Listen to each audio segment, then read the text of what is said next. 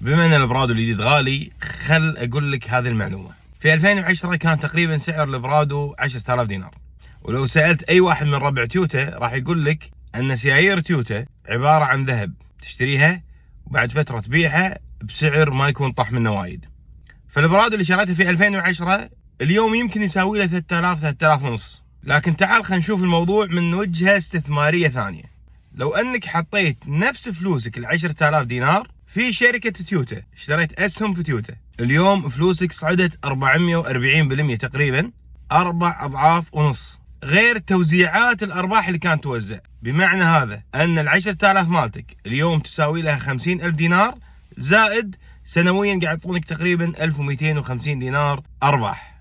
ملاحظة مهمة، سهم تويوتا غير شرعي، لكن الفكرة من الفيديو واللي يمكن اسوي منها سلسلة اتكلم فيها بنفس الطريقة، ان مثل ما انت قاعد تحاول تشتري مشترياتك، حاول تشتري استثماراتك وتستثمر لمستقبلك بنفس الطريقة. ترى الشيء اللي قاعد تشتريه هو عبارة عن منتج قاعد تصنعه شركة، وتقدر تستثمر في هذه الشركة.